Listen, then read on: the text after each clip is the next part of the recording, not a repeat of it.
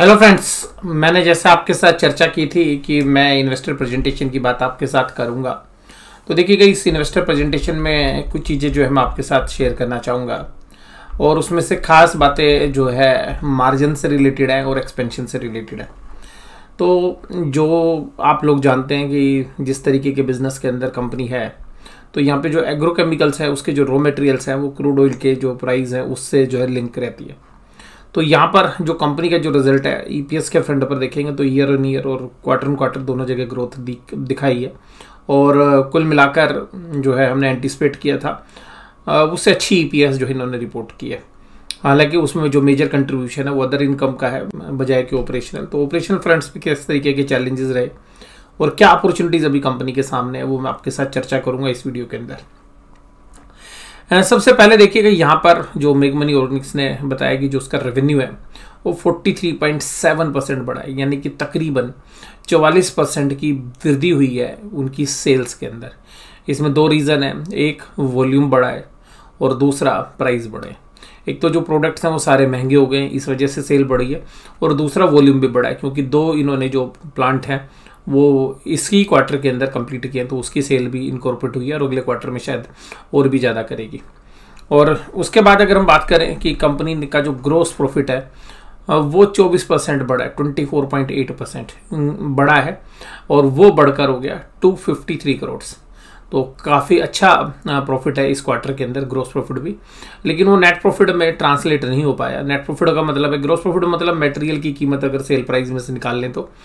और उसके बाद हम इसको बोल सकते हैं कि मैन्युफैक्चरिंग का जो प्रॉफिट है वो 253 करोड़ है और जो नेट प्रॉफिट है वो भी जो है बढ़ा है, वो 22% की रेट से ग्रो किया है और वो 67 करोड़ है। लेकिन कुल मिला के जो मार्जिन है उन पे प्रेशर आया है और मार्जिन जो पैट मार्जिन है वो 10.6% हो गया। तो वो काफ़ी जो है सिग्निफिकेंटली रिड्यूस है परसेंटेज टर्म्स में। हालांकि अभी भी कंपनी की जो रिटर्न ऑन इक्विटी है वो काफ़ी बेहतर है, 21.4% है और रिटर्न ऑन कैपिटल एम्प्लॉयड यानी कि डेट और इक्विटी दोनों मिलाकर जो प्रॉफिट्स की परसेंटेज है वो 16.3% है। और बैलेंस शीट में जो कैश है वो अब तक करीबन 43 करोड़ है और एक एक्विजिशंस करने के बाद। हालांकि एक्विजिशंस करने से एक डेट बढ़ा है कंपनी की बैलेंस शीट में।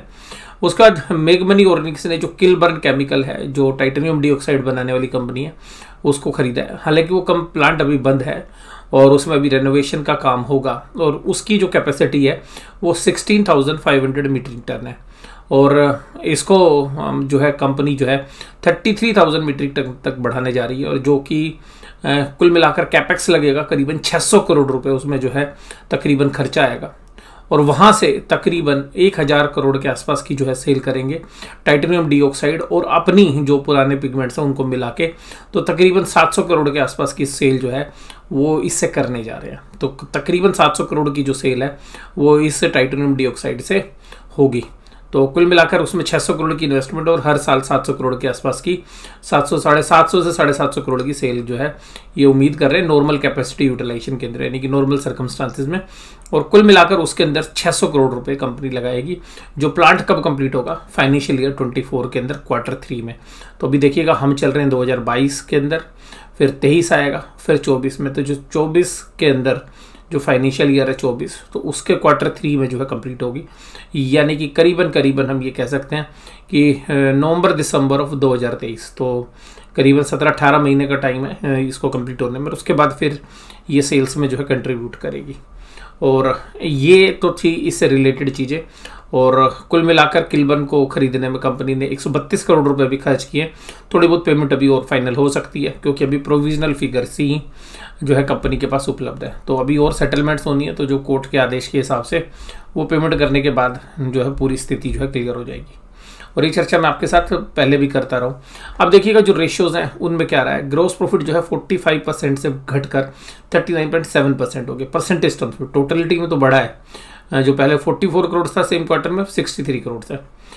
इबिटा मार्जिन जो है 20% थे वो घटकर 12% हो गया। इबिटा मार्जिन का मतलब है earning before interest, tax and depreciation allowance, यानी कि इंटरेस्ट और डेप्रिसिएशन और टैक्स देने से पहले जो प्रॉफिट्स है 12.1% है और पैट मार्जिन जो है करीबन 10% है। तो 12.5 से घट के 10.6%। तो ये जो मार्जिन्स हैं ये क्यों घटे हैं ये मैंने आपको बताया कि जो मटेरियल कॉस्ट है वो कंपनी की मैनेजमेंट ने खुद भी लिख दिया आपको कमेंट्री में ये सभी लोगों को ये पता था कि भाई ये चीज़ होगी, लेकिन फिर भी जो है हमारे प्रॉफिट इम्पैक्ट हुए हैं। लेकिन अदर इनकम की वजह से जो है आपको प्रॉफिट तो घटते हुए नज़र नहीं आएंगे, क्योंकि ईपीएस बढ़ गई है जो अदर प्रॉफिट से। तो करीबन 23 करोड़ के आसपास की जो अदर इनकम इस क्वार्टर के अंदर इनके पास हुई, और नेट ऑफ टैक्स अगर आप उसको लगाओगे तो तकरीबन 16 से 17 करोड़ के आसपास का इम्पैक्ट आता है।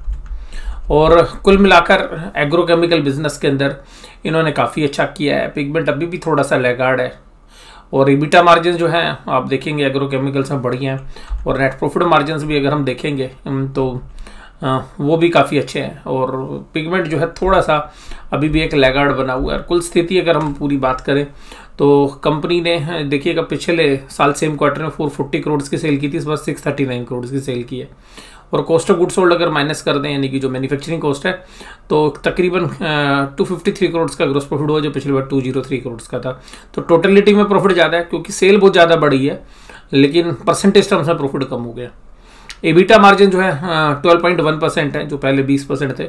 तो मार्जिन की परसेंटेज घटी है। ओवरऑल प्रॉफिट जो है पिछले साल सेम क्वार्टर 55 करोड़ थे, अब 67.9 करोड़ है। तो ये जो प्रॉफिट्स हैं ये आपको अच्छे से समझ में आ रहे होंगे। लेकिन इस क्वार्टर में एक चीज़ खास है कि अदर इनकम 26 करोड़ की जो है यहाँ पर है, जो पिछले साल केवल 3 करोड़ थी। तो 3 करोड़ से 26 करोड़, तो 23 करोड़ की जो इनकम है वो यहाँ पर अदर इनकम है, जिसकी वजह से EPS जो है डेंट नहीं पड़ा है।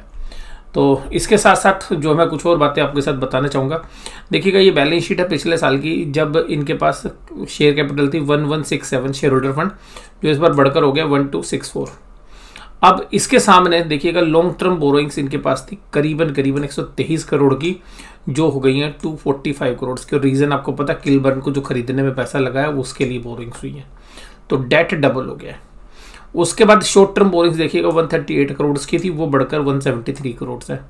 तो हो सकता है कि डेट आपको भी और बढ़ता हुआ भी नजर आए, और रीज़न ये है कि कंपनी अपने जो पुराने प्रॉफिट्स है उनको यूज़ करेगी, और इसके साथ साथ जो उन्होंने बोला है कि करीबन जो है 600 करोड़ के आसपास का जो पैसा खर्च होना है। तो बैलेंस शीट जो मुझे जहाँ तक समझ में आ रही है, जो अलाउ कर रही है, और वो तकरीबन आपको 20% से लेकर 30% तक जो है इंटरनल अक्रूवल से कंपनी कर लेगी। और क्योंकि कैश की स्थिति भी अगर हम देखें तो इनके पास 138 करोड़ का जो है कैश है हम जो उपलब्ध है, तो करीबन 40 से 50 करोड़ का कैश जो है ऑपरेशनल वर्किंग कैपिटल के लिए भी चाहिए। तो यहाँ से करीबन 100 करोड़ के आसपास, और कुछ इस साल में भी कमाएंगे, तो तकरीबन 200 करोड़ के आसपास ये इंटरनल अक्रूवल्स और 400 करोड़ के आसपास का डेट आपको अगली बार शायद बैलेंस शीट में धीरे धीरे करके बढ़ता हुआ नजर आए। बट जो कंपनी एक्सपेंशन कर रही है वो काफ़ी पॉजिटिव है। और अगर टाइटेनियम डाइऑक्साइड में ये कंपनी सफल हो जाती है, जो प्रोडक्ट्स बनाएगी, और उसकी सही तरीके से मार्केट में वो प्रोडक्ट हाथों हाथ लिया जाता है, क्योंकि वो बहुत डिमांड में रहने वाला प्रोडक्ट है। और चाइना 1+ पॉलिसी के बाद देखिएगा वो उस प्रोडक्ट की बहुत अच्छी डिमांड है।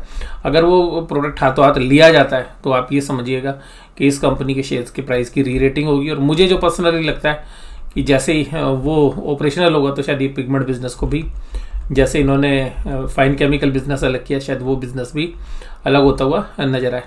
और पिगमेंट में देखिएगा ये स्थिति है अभी 3180 जो है ग्रीन पिगमेंट जो है, और AZO पिगमेंट जो है बनाते हैं ये, और 17400 जो है CPC ब्लू है, यही इनका सबसे बड़ा सेगमेंट है। और 12600 जो है CPC ब्लू और अल्फा और बीटा ब्लू जो है ये दहेज प्लांट बनाते हैं। तो जो ब्लू पिगमेंट है उसके अंदर देखिएगा काफ़ी जानी मानी कंपनी है। लेकिन अभी जो है अगर CAGR की बात करें टाइटेनियम की, तो ये देखिएगा 4.2% की रेट से इसने बढ़ना है। तो इसमें 2 ग्रेड के जो होते हैं, रूटाइल ग्रेड और एंटाबेस। तो मेजोरिटी ये मैं आपके साथ पहले भी पीछे वीडियो में भी चर्चा कर चुका हूँ, बहुत जगह काम आता है। Paint, coating, plastic, polymers, dyes, papers, sunscreens, cosmetics, तो बहुत जगह जो है इस प्रोडक्ट्स की जो यूज़ है। और ये वाइट पिगमेंट है तो वाइट बेस जो है हर जगह लगता है। तो ये अगर प्रोडक्ट्स देखिएगा कंपनी अगर सक्सेसफुली चालू होती है और ये पूरा जो ऑपरेशनल होती है लगभग 18-20 महीने के अंदर, तो शायद उस समय पर इसके जो प्रॉफिट मार्जिन हैं वो भी इम्प्रूव करें, और कंपनी की जो टोटल सेल है वो 3000 करोड़ से ऊपर जो है जाती हुई पूरे साल भर के ऊपर हमें नज़र आएगी, जिस तरीके से प्रेजेंटेशन है। तो ये चर्चा जो है मैं यहीं पे समाप्त करता हूँ। मेजर चीज़ें जो है मैंने आपके साथ चर्चा कर ली है, और कुल मिला के जो भी ये 600 करोड़ रुपए लगाएंगे इसके बारे में मैं बता देता हूँ आपको। जो 600 करोड़ रुपए लगाएंगे इसको पूरा वसूल करने में इनको लगभग 5 साल लग जाएंगे। तो 5 साल बाद ये पूरा पैसा इनके पास वापस आ जाएगा, और उसके बाद फिर देखिएगा वो जो भी कैश आएगा वो फ्री फ्लो होगा इनके लिए।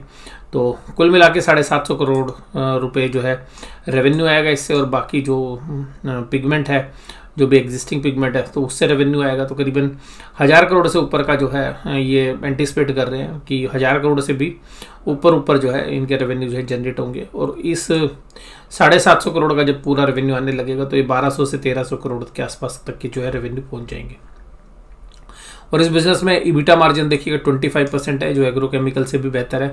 रिटर्न ऑन कैपिटल एम्प्लॉयड 20% रहने की उम्मीद, और रिटर्न ऑन इक्विटी भी 20%। तो काफ़ी बेहतर प्रोडक्ट है, और ये हम जो है चर्चा आगे भी हम जो है जारी रखेंगे। तो वीडियो आपको कैसी लगी जरूर से जरूर मुझे आप कमेंट बॉक्स में बताइएगा। वीडियो देखने के लिए धन्यवाद। Thank you very much.